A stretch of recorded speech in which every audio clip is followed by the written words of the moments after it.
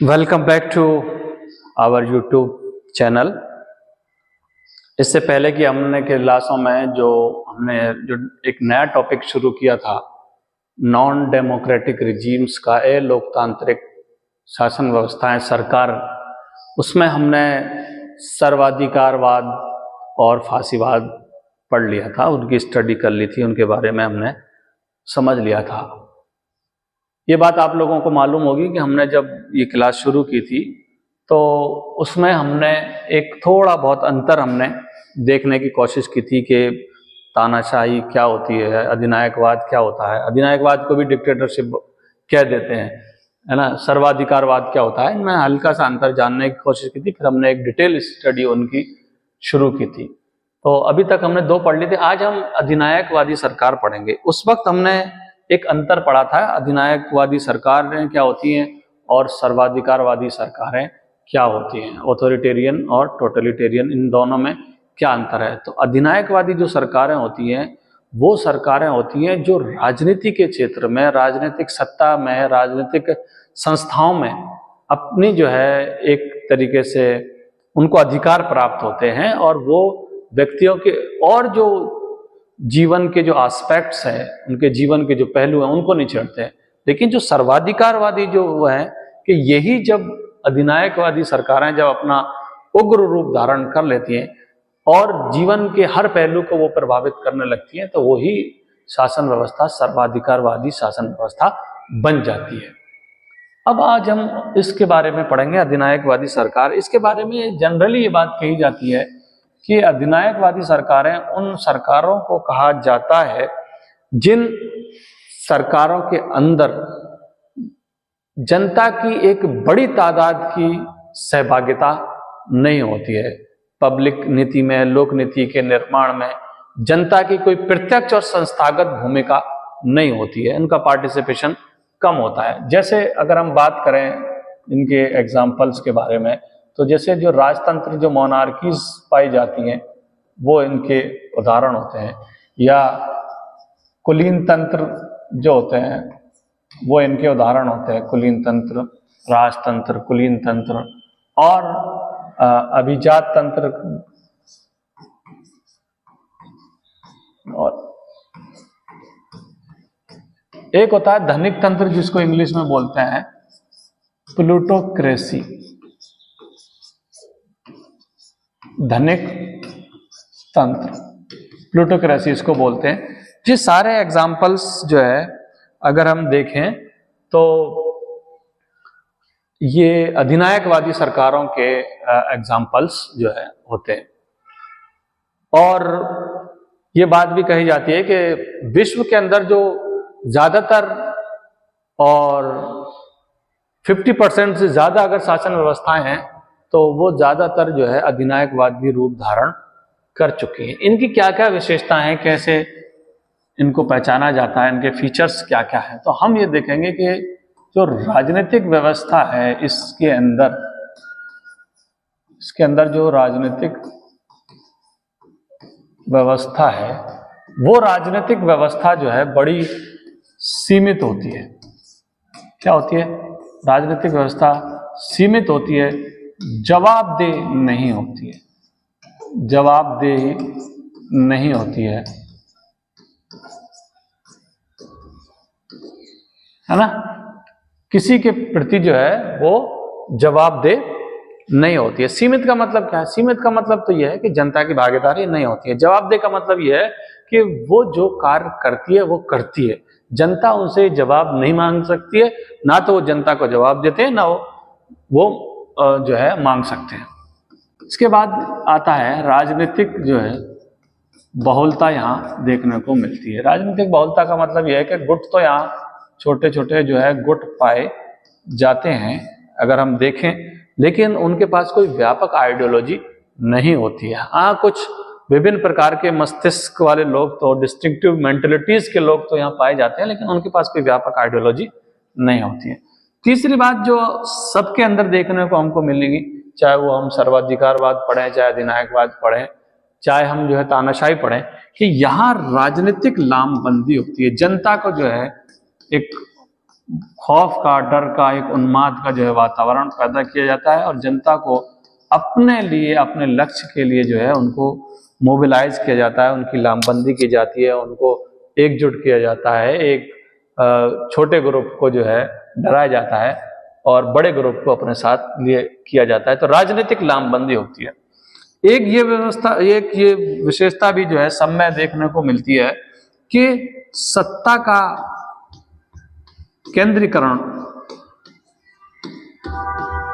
केंद्रीकरण या केंद्रीकृत शक्ति होती है ना। एक पावर के पास, एक छोटे ग्रुप के पास शक्ति जो है या सत्ता जो है आ जाती है और यहाँ जो है फिर विपक्ष को, अपने विरोधियों को जो है खत्म कर दिया जाता है। विपक्ष को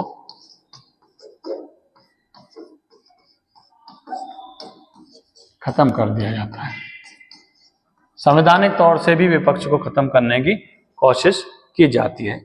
जो स्वतंत्रता है वो बड़ी सीमित होती है। यहाँ पर स्वतंत्रता, ये सारे उस जो जितनी भी लोकतांत्रिक जो सरकारें हैं, लोकतांत्रिक सरकारें, उसमें हमको ये देखेंगे कि लिबर्टी बड़ी लिमिटेड होती है, सीमित होती है। तो स्वतंत्रता को सीमित कर दिया जाता है।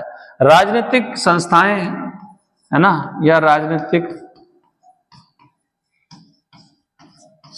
संस्थाएं कह लो, या फिर कह लो कि जो संसदीय, हमारी संसदीय संस्थाएं है ना, ये या तो होते नहीं है या उनका महत्व ही नहीं होते हैं, उनका कोई महत्व जनरली नहीं होता है।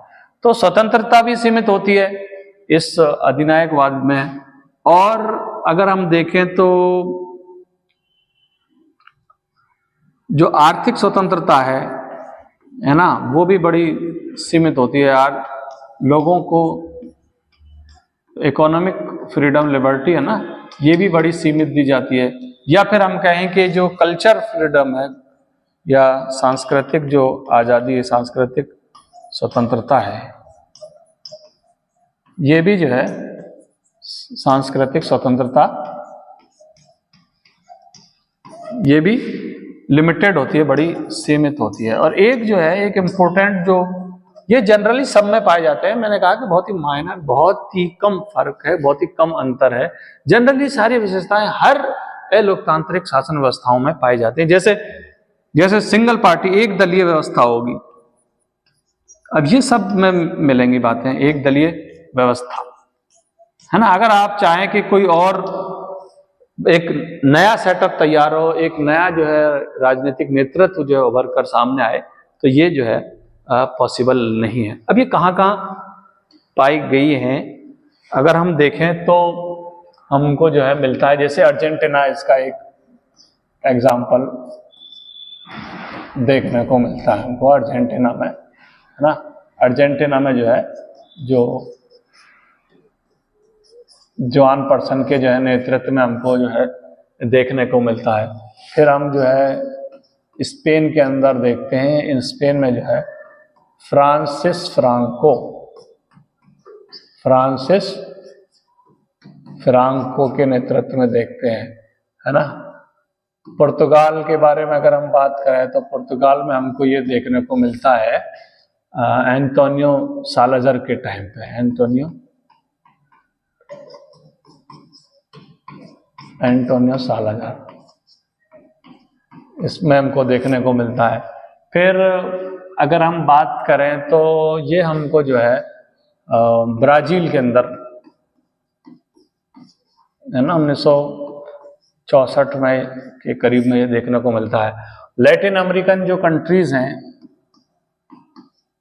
उनमें जनरली ये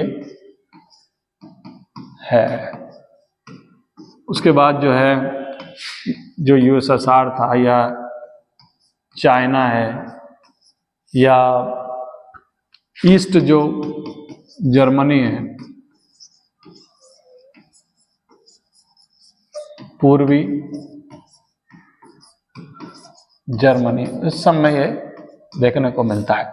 इस अधिनायकवाद में एक बड़ी दुविधा है, बड़ी प्रॉब्लम है जो देखने को मिलती है, और वो ये प्रॉब्लम है कि इसमें ज्यादा जो चांस होते हैं वो क्रांति और विद्रोह के चांस बहुत ज्यादा होते हैं। क्रांति और विद्रोह के क्यों होते हैं? इसलिए होते हैं कि लोगों को अपने गम और गुस्से के लिए, अपनी नाराजगी को प्रस्तुत करने के लिए, शो करने के लिए, दिखाने के लिए कोई उनके पास कोई और साधन नहीं होता है। जैसे डेमोक्रेसी के बारे में ये माना जाता है कि डेमोक्रेसी के अंदर सबसे कम चांस, लीस्ट चांस रहते हैं रिवॉल्यूशन के, रेबेलियन के, क्योंकि लोगों को मालूम है कि 5 साल के बाद हम अपना गम और गुस्सा एक दिन निकाल देंगे इलेक्शन के वक्त, फिर लोग ठंडे पड़ जाएंगे और फिर 5 साल का जो है इंतजार करेंगे। लेकिन यहाँ ऐसी कोई चीज नहीं होती है, इसलिए इसमें क्रांति और विद्रोह के चांस बहुत ज्यादा देखने में आते हैं। इसमें कुछ कई प्रकार के जो है अधिनायकवाद हैं। हम किसी एक पर्टिकुलर को नहीं कह सकते हैं कि ये एक गवर्नमेंट है, ये अधिनायकवाद है, बल्कि जहां अत्याचार हो जाता है, जो अत्याचारी जो सरकारें हैं, है ना, वो भी अधिवाद, उसका जो टायरनीज है ना, ये भी उसका एक प्रकार है। या फिर जहां वंशानुगत जो सिस्टम चलता है या वंशावली पर आधारित जो प्रणाली चलती है, या फिर जो सैन्य शासन है ना, जहाँ मिलिट्री रिजीम है, सैन्य शासन, जहाँ आर्मी जब पावर में आ जाती है, आर्मी जो सरकार चलाने लगती है, सिविलियन गवर्नमेंट चलाने लगती है, या फिर एक दलीय शासन व्यवस्था में जनरली ये देखने को मिलता है। तो ये कई रूप हैं जो देखने को मिलते हैं। हमारे 2 विचारक हैं जिनका नाम है कार्ल फ्रेडरिक, और एक विचारक का नाम है जे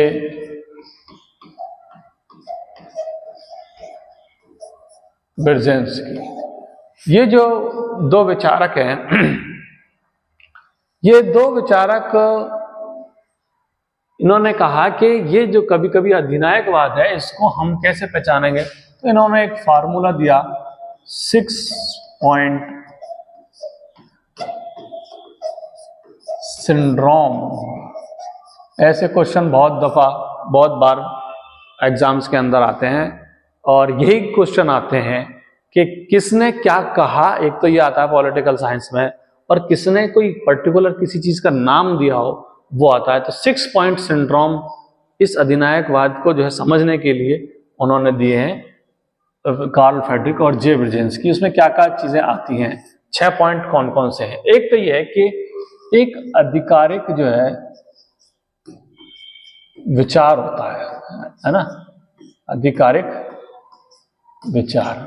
आधिकारिक विचार का मतलब कोई एक जो है हमारे पास ऑफिशियल जो है आइडियोलॉजी पाई जाएगी। ऑफिशियल आइडियोलॉजी का मतलब ये ऐसा लगेगा कि सरकार एक विचार से चल रही है, सरकार एक आइडियोलॉजी के हिसाब से, एक अवधारणा के हिसाब से सरकार जो है चल रही है, और सरकार जो भी करेगी उसी आइडियोलॉजी के अनुसार करेगी। तो सरकार की बाकायदा एक आधिकारिक एक विचार बन जाता है।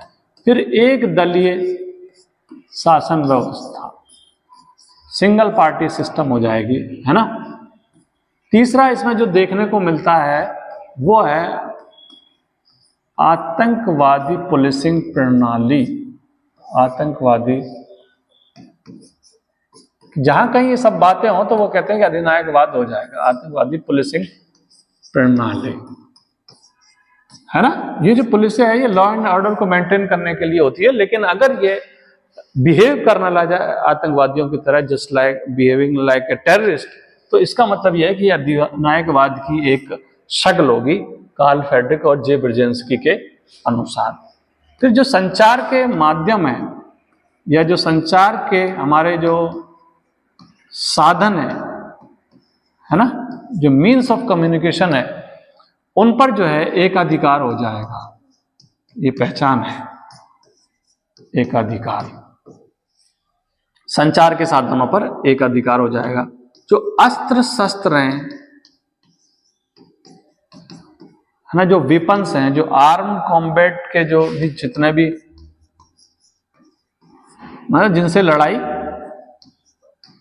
की जा सकती है, उनका प्रयोग किया जा सकता है, उन सब पर भी जो है उस शासन का एकाधिकार देखने को मिलता है।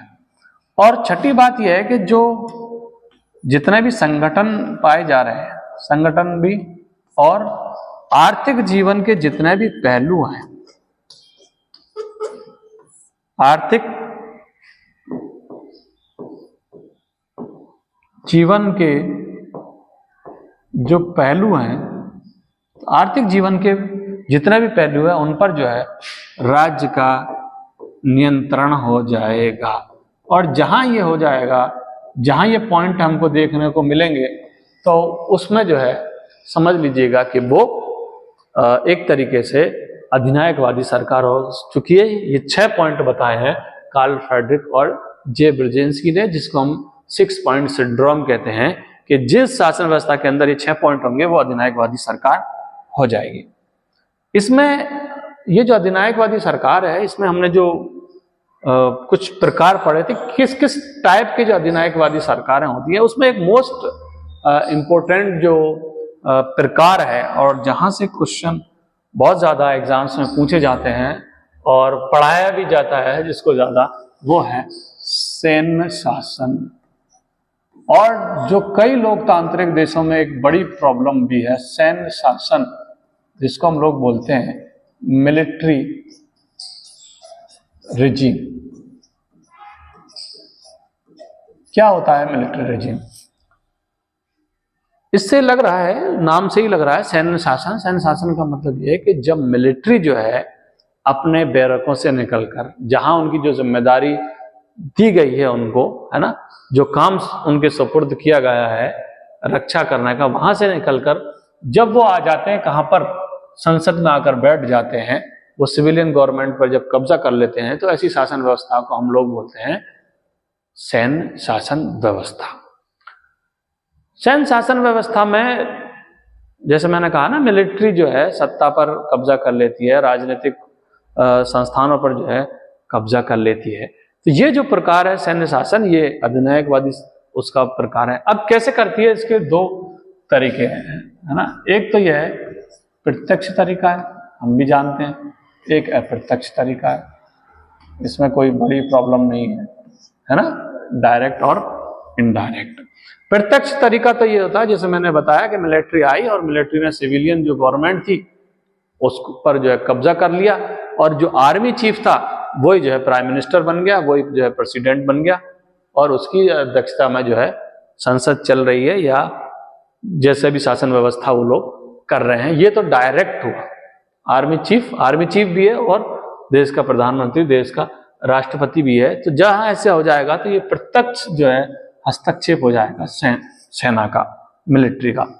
लेकिन अगर वो ये काम ना करे और इनडायरेक्ट वे में काम करे, कुछ ऐसे कार्य करे कि सिविलियन गवर्नमेंट की जो इम्पोर्टेंस है उसका महत्व कम हो जाए, ऐसा लगने लगे कि सिविलियन गवर्नमेंट की जो नीति निर्माण है या उसके द्वारा जो कानून बनाए जा रहे हैं या डिसीजन लिए जा रहे हैं वो उनमें कहीं ना कहीं मिलिट्री का हाथ होता है, तो उसको हम लोग कहते हैं कि ये जो है अप्रत्यक्ष सैन्य शासन हुआ।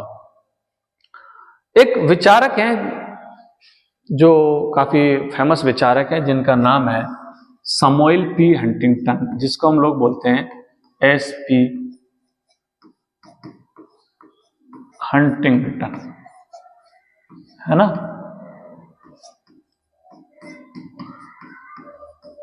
ये जो समुएल पी हंटिंगटन है, ये सभ्यताओं के संघर्ष के लिए, जो क्लैश ऑफ सिविलाइजेशन की थ्योरी है उसके लिए ये जाने जाते हैं, जो 92 के आसपास जो है इन्होंने दी है। वैसे तो सभ्यताओं के संघर्ष के लिए जाने जाते हैं, काफी फेमस विचारक है, लेकिन यहाँ जो है सैन्य शासन के बारे में वो कहते हैं कि जो हस्तक्षेप जो आर्मी करती है, जो सेना हस्तक्षेप करती है, जिसको हम लोग जनरली क्या बोलते हैं, हम लोग बोलते हैं कू का मतलब तख्ता पलट। तो उन्होंने कहा कि ये हस्तक्षेप जो है तख्ता पलट के माध्यम से करते हैं, और 3 प्रकार उन्होंने तख्ता पलट के बताए हैं। एक है पैलेस रिवॉल्यूशन। पैलेस रिवॉल्यूशन को हम क्या कह सकते हैं? पैलेस रिवॉल्यूशन को हम कह सकते हैं महलों की क्रांति। दूसरा जो है जिसको हम लोग बोलते हैं रिवोल्यूशनरी कूप।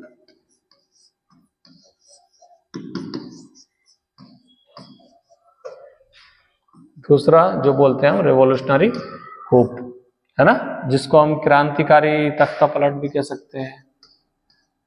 रिवोल्यूशनरी है, क्रांतिकारी, है ना, तख्ता पलट।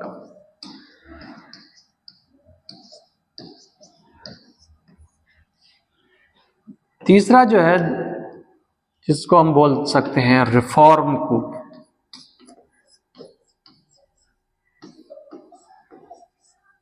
रिफॉर्म या जिसको बोल सकते हैं सुधारात्मक।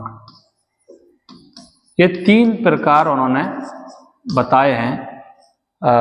सैमुअल पी हंटिंगटन ने ये तीन प्रकार बताए हैं कि इस तरीके से जो है जो मिलिट्री है वो तख्ता पलट करती है, मिलिट्री को होते हैं। एक तो यह महलों की क्रांति। महलों की क्रांति का मतलब यह है कि महलों की क्रांति में सिर्फ नेतृत्व बदलता है, लीडरशिप सिर्फ चेंज होती है, स्ट्रक्चर ढांचा नहीं बदलता है। किसी भी प्रकार का कोई ढांचा, कुछ सुधारात्मक कार्य हो जाए अलग बात है, लेकिन ढांचा नहीं बदलता है।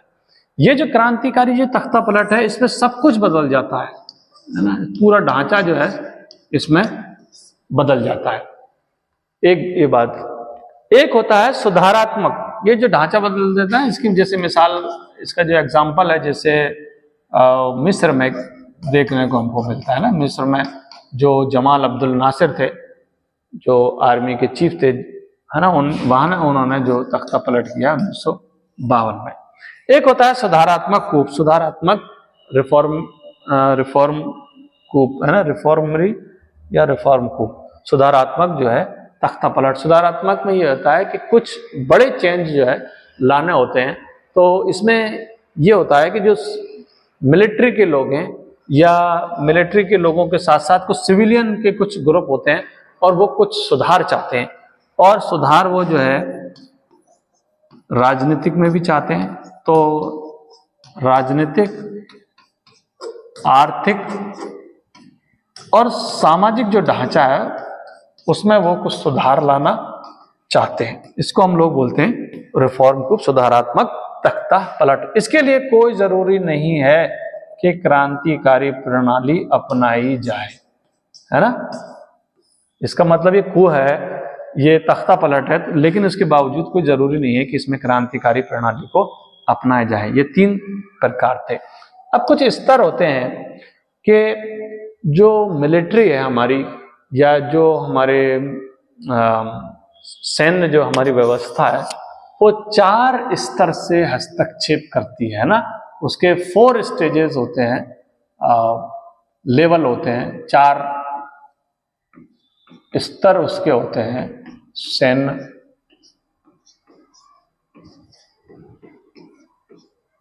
शासन के। सैन्य शासन के हस्तक्षेप के जो है 4 स्तर होते हैं। पहले हम थोड़ा सा उसको जानने की कोशिश करेंगे कि वो क्या क्या है। एक होता है इन्फ्लुएंस, है ना। इन्फ्लुएंस का मतलब होता है प्रभाव। एक होता है इन्फ्लुएंस के साथ साथ हमारा जो है ब्लैकमेलिंग।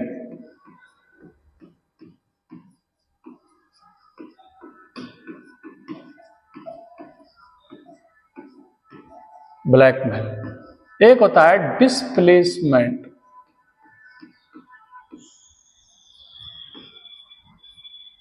डिस्प्लेसमेंट का मतलब जो है विस्थापित। और एक होता है हमारा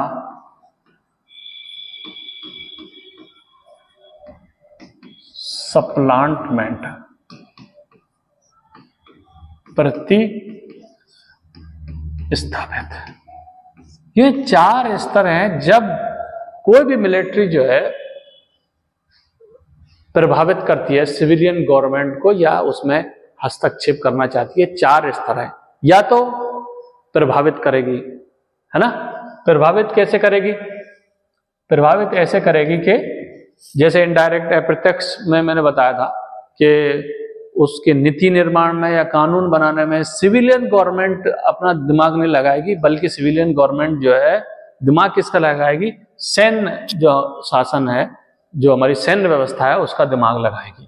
ब्लैकमेल में क्या होता है? ब्लैकमेल में ये होता है कि आर्मी जो है सिविलियन गवर्नमेंट को कंटिन्यू धमकी देगी कि अगर तुमने काम नहीं किया तो हम तुमको यहाँ से पदस्थ कर देंगे, हम तुमको जो है बर्खास्त कर देंगे। विस्थापित में क्या होता है? विस्थापित में ये सिर्फ धमकी नहीं दी जाती है, बल्कि अपने इन्फ्लुएंस से, अपने प्रभाव से वो शासन व्यवस्था को कुछ थोड़ा बहुत जो है बदल देते हैं। जैसे कैबिनेट में जो है, कैबिनेट की जो जिम्मेदारी है, कैबिनेट में रिशफल करना हो ना, कैबिनेट को थोड़ा सा बदलना हो, उसके ढांचे को बदलना हो, किसको गृह मंत्री बनाना है, किसको गृह मंत्री से हटाकर फाइनेंस मिनिस्टर बना देना है, होम मिनिस्टर बना देना है ना, ये सारी चीजें जो हैं विस्थापित में होती हैं। ये भी एक स्तर होता है। और एक चौथा स्तर है इसका कि जब पूरी की पूरी सिविलियन गवर्नमेंट को जो है हटा दिया जाता है, उसको उखाड़ फेंका जाता है और उसकी जगह जो है एक मिलिट्री जो जुंटा है, जो मिलिट्री का एक ग्रुप है, उसको बोलते हैं मिलिट्री जुंटा, है ना। जुंटा वैसे स्पेनिश वर्ड है और इसका मतलब ये होता है कि एक छोटा सा ग्रुप जो शक्ति के बल पर जो है शासन करता है। तो मिलिट्री जुंटा ये है कि जब ये शासन करने लगता है, मिलिट्री का एक पार्ट जो है, जब उस सिविलियन गवर्नमेंट को, नागरिकों की गवर्नमेंट को, जनता की द्वारा निर्वाचित जो सरकार है उसको उखाड़ फेंकती है, तो ये भी एक प्रभाव है जो देखने में आता है।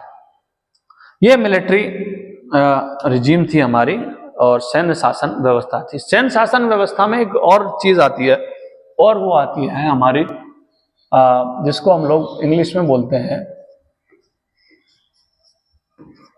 ब्यूरोक्रेटिक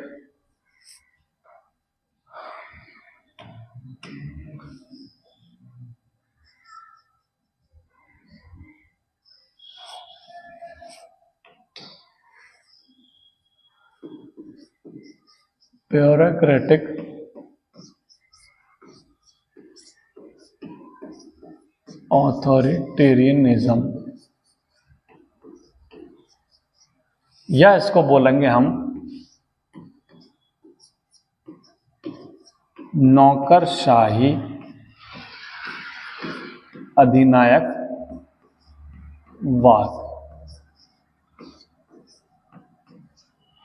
नौकरशाही अधिनायकवाद, ये नौकरशाही जो अधिनायकवाद है ये क्या है, इसको हम समझ लेंगे। वैसे जनरली नाम से लग रहा है इसका संबंध कहीं ना कहीं जो है नौकरशाही से है, ब्यूरोक्रेटिक जो है लोगों से है, ब्यूरोक्रेसी से है। जनरली होता क्या है कि जो आर्मी के जो लोग हैं, आर्मी के लोग ये मानते हैं कि जो टेक्नोक्रेट्स हैं,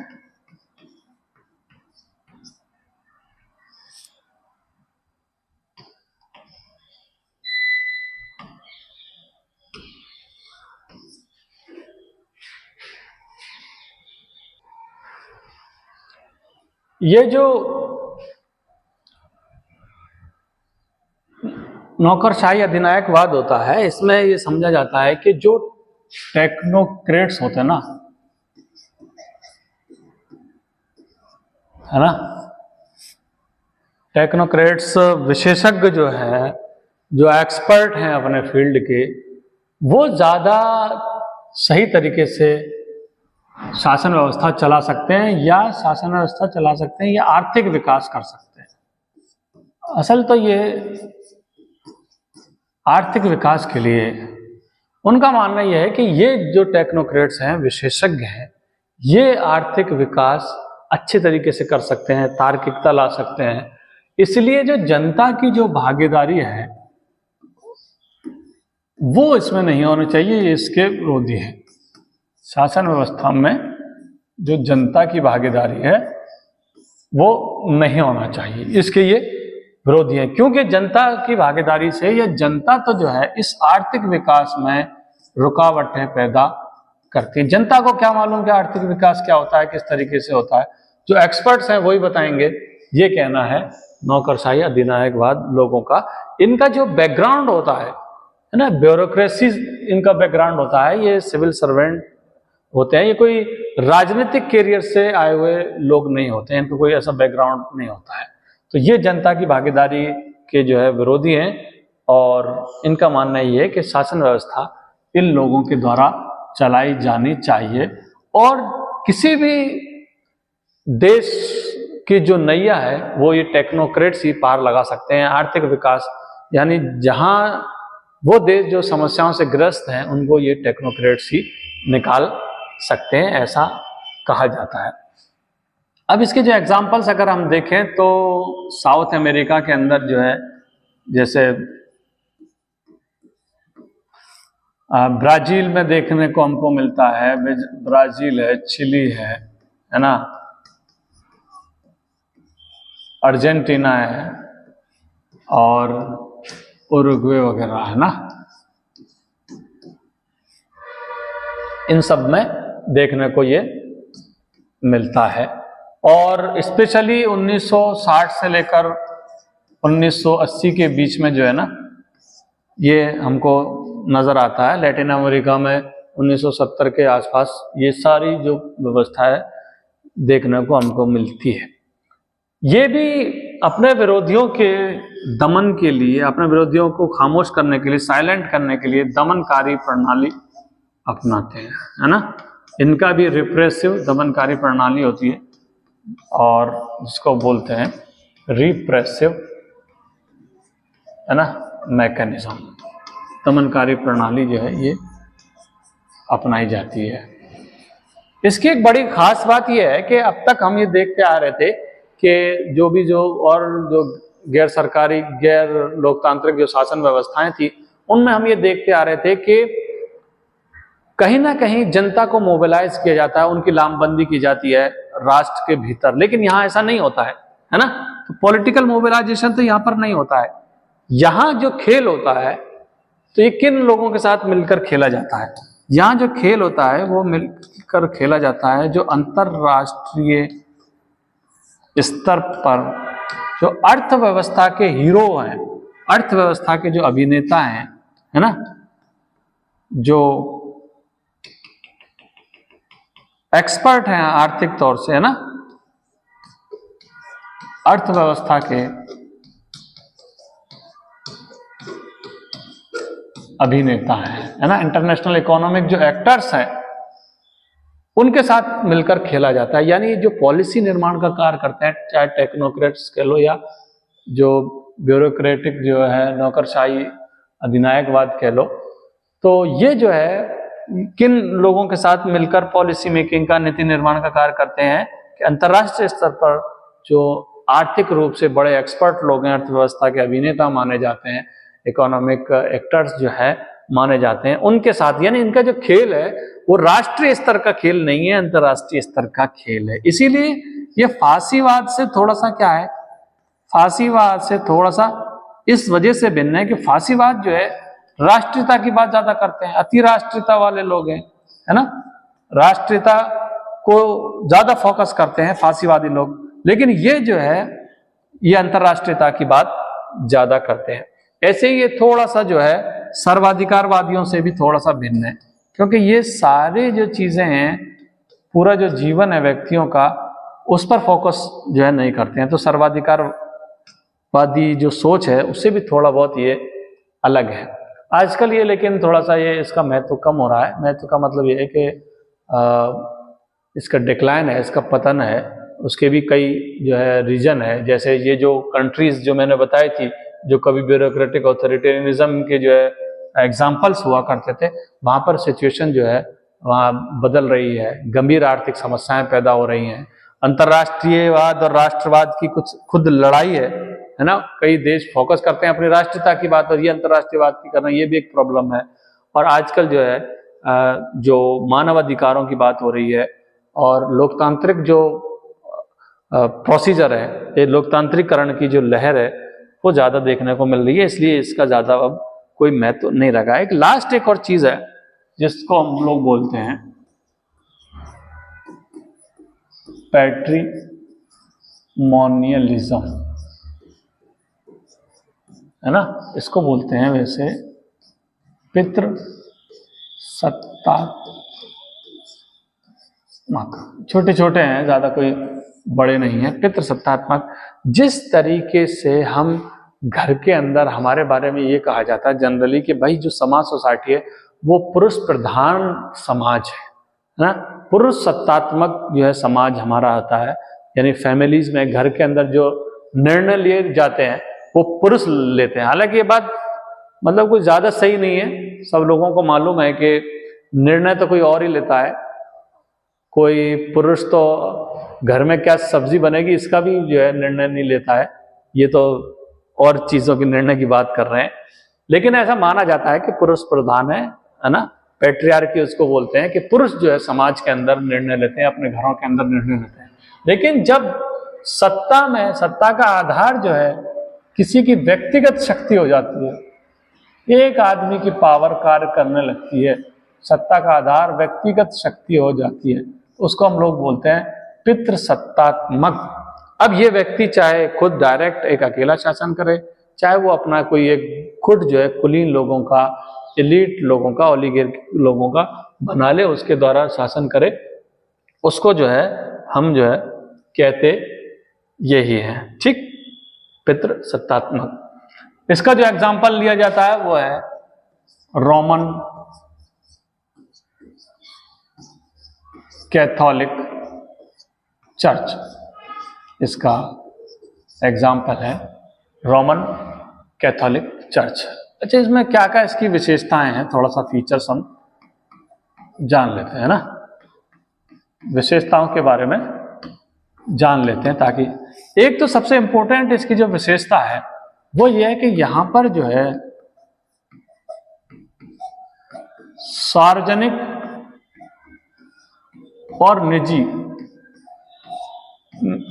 नाम की कोई चीज यहां पर होती नहीं है। कोई प्राइवेट सेक्टर हो, कोई पब्लिक सेक्टर हो, कोई सार्वजनिक चीज हो, कोई निजी चीज हो, इस टाइप की कोई व्यवस्था देखने को जो है नहीं मिलती है। दूसरी बात यह है कि यहाँ की जो शासन व्यवस्था है, जैसे मैंने बताया था ना, तो जो पावर है, जो शक्ति है, वो कई निम्न, मध्यम या उच्च वर्ग के पास नहीं होती है, बल्कि जो है कुछ एलीट और कुलीन लोग होते हैं, ओलिगार्किक लोग होते हैं ना, उनके पास होती है, इनमें से किसी के पास नहीं रहती है। तीसरे, यहाँ जो आर्मी है, जो सेना है, एक बड़ी इंपॉर्टेंट बात है इसमें कि सेना जो है लॉयल होती है, वफादार होती है, नेतृत्व के प्रति, लीडरशिप के प्रति वफादार होती है। सेना को राष्ट्र से कोई मतलब नहीं है, इसके प्रति जो है वफादार होती है। एक चौथी बात जो है मैक्स वेबर ने कही है, जो मैंने शुरू में ही आप लोगों को बता दी थी, कि मैक्स वेबर ने ये कहा है कि ये जो पितृसत्तात्मक जो व्यवस्था है, इसका आधार है पुरुष प्रधान वाली व्यवस्था, पुरुष सत्तात्मक व्यवस्था, है ना, जिसको बोलते हैं हम पैट्रियार्की, यानी फैमिली में जो कुछ सिस्टम होता है ना, वही इसका आधार है, वही इसका मॉडल है, और वहीं से इसकी ओरिजिन हुई है, यानी इसका एक बड़ा रूप इसने ये इस तरीके से धारण कर लिया है। एक विचारक हैं, जो विचारक जो है मैंने अभी पढ़ाया था ना आपको, एसपी हंटिंगटन, उसके बारे में, उनके एक टीचर हैं फ्रांसिस फुकुयामा, जिनका सिद्धांत एंड ऑफ हिस्ट्री का कंसेप्ट है ना, इतिहास का अंत, और इतिहास के अंत की आलोचना समुएल पी हंटिंगटन ने की थी। तो फ्रांसिस फुकुयामा ने ओरिजिन ऑफ पॉलिटिकल डिसऑर्डर एक पुस्तक लिखी, origin of political order, origin of political order, origin of political order में ये जो इन्होंने किताब लिखी, तो इसमें इन्होंने ये कहा कि यहां जो सिलेक्शन होते हैं, जो राजनीतिक जो चेन होते हैं ना, राजनीतिक चेन, तो सिलेक्शन जो होता है, राजनीतिक चेन जो होता है, उसमें जो है किस आधार पर होता है, तो परिवार जन स्वजन यानी परिवार वालों का होता है ना, या फिर इसमें जो है जो चयन होता है वो होता है परंपरागत परोपकारिता पर, परंपरागत परोपकारिता पर। ये इसका चयन जो है इन दो बेसिस पर देखने को मिलता है। अब इसके एग्जाम्पल्स क्या क्या है? एग्जाम्पल्स जो है पॉलेमीज जो थे, पॉलेमीज जो मिस्र के अंदर पाए जाते थे वो इसके एग्जाम्पल्स हैं। रशिया का हम एग्जाम्पल्स ले सकते हैं, 12वीं से 17वीं शताब्दी तक जो रशिया था उसके एग्जाम्पल्स हैं। और एक एग्जाम्पल्स इसका जो देखने को हमको मिलता है वो इंडोनेशिया में सुहार्टो के पीरियड में, उससे पहले। ये कुछ हमारे कुछ थे, हमने कुछ शासन व्यवस्थाएं पढ़ी थी। फिलहाल इस क्लास में इतना ही, और फिर हम एक दूसरी क्लास के साथ फिर दोबारा आपके सामने हाजिर होंगे, प्रस्तुत होंगे। Thank you very much.